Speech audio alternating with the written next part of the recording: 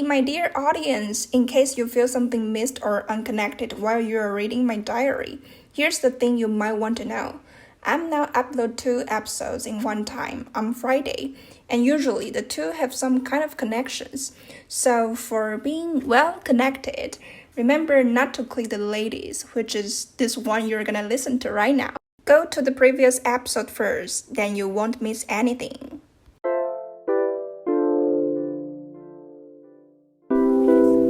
Hi, my name is Jessie Chen. I'm the holder of this diary.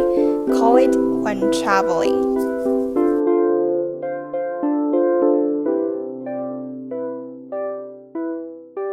I feel like what makes a trip special or unforgettable always lies in some kind of connection, especially the connection between people. I might not always feel impressed by the places I visited, but I definitely feel so when having a new encounter. December 8th, 2021, in Copenhagen Downtown Hostel, Copenhagen, Denmark. The schedule of the day was first Copenhagen Main Library, of course, and then the Little Mermaid. That's all. My plan is always loose. I add some must-see into my wish list, think roughly how to travel in a smooth way, and then go. As to the rest, well, I leave it to be a surprise. I guess that's one of the reasons why I love to take a walk so much, because I know I can bump into a lot of unknown on the way. Let's come back to Main Library. Why was I so desperate to see it? Well, this all started from a photo. In 2017, I saw a set of photos by chance, which mainly present a reflection of architectures in puddles of roads. The beautiful symmetry result from the mirrored effect made me so fascinated about it. And also, the feeling radiating from the photo just somehow made me feel connected. It's like when you see something and suddenly somehow you have lots of emotions and imaginations towards it. Looking at the photos, it's like the time is frozen, and there's an invisible tunnel bringing you back to the specific era with strong character. That's how I felt when I saw the pictures. Then I was thinking, I must see it by myself whenever I have a chance to visit Europe. So I started to look for more clues on the 2 photos. One has barely no clue, so I focused on the other, which has some words attached to the architecture. I then typed the words accordingly on Google Maps. Soon, I got the answer. That's it, Copenhagen Main Library. I then marked it on my Google map. From then on, it had been on my wish list until last year. Sounds a little funny, right? I guess the photographer had no idea that his creation would inspire a person to visit Copenhagen Main Library. Recently, I just knew the photographer is actually from Denmark. His name is Morten Nordstrøm. The photos I saw are actually in one of his collections called World Seen Through My Eyes. Other photos in this collection are equally amazing. Or let's say, all his works are amazing. I do love his works after I check them all out on Instagram. Yep, maybe you would like to check them out too. Main Library, checked. I then headed to my next destination, the Little Mermaid. On the way, I stopped by National Gallery of Denmark, a naval accommodation, and a star-shaped fort. The fort is at coast, and the mermaid is at some point around it. To see the mermaid, I must pass through the fort. Well, here comes the problem. The wind there was so strong that my excitement to see the mermaid was soon put off. At the moment, I just want to find the mermaid as soon as possible. I was walking heartily and quickly, thinking once I get there, I must linger for a while to take some nice photos. After all, I worked hard, at least I deserve some good pictures, right? But things went in contrary. When I arrived there, the wind was even stronger.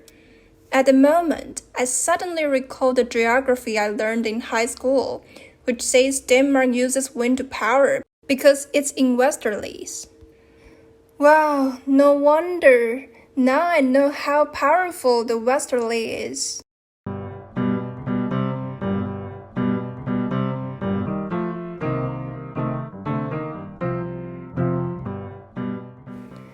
I could no longer bear the coldness. I then just pressed the button quickly and walked away.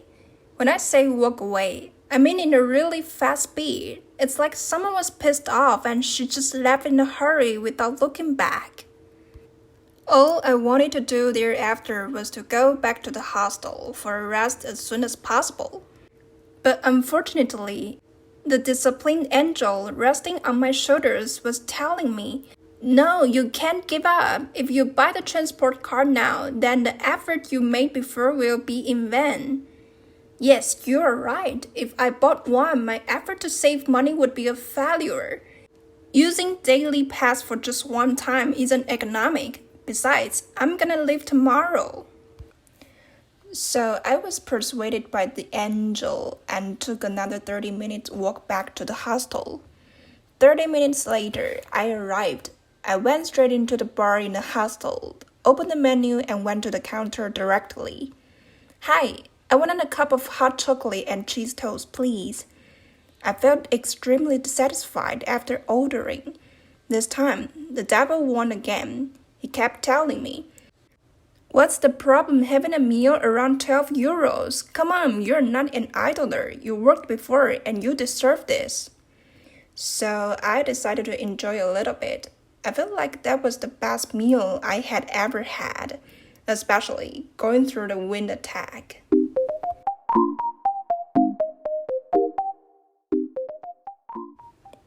Around 7 p.m., I was resting in my room, and my roommate, a 54-year-old man, started to talk with me. He said he was applying for his house, so he stayed here temporarily. And he has a daughter almost at my age. And we started to talk about lots of things, like the places I visited on that day, his travel experience, and some things about Taiwan. I really enjoyed the conversation with him, and also having someone to talk after being alone all day long is quite good. And you know what? He even told me Danish. That was super interesting, and I even used it right away. That was when another roommate, a 24-year-old Danish guy, was about to leave. I said "farvel" to him. At the beginning, he was gonna close the door, but after hearing me saying "farvel," which means goodbye, he stopped and turned his head to me. And I repeated again with an awkward smile. This time, he heard clearly and replied "farvel" with a generous smile.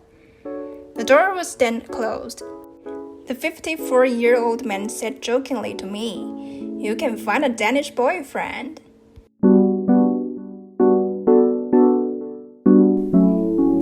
Written by Jessie Chan. Thanks for your reading.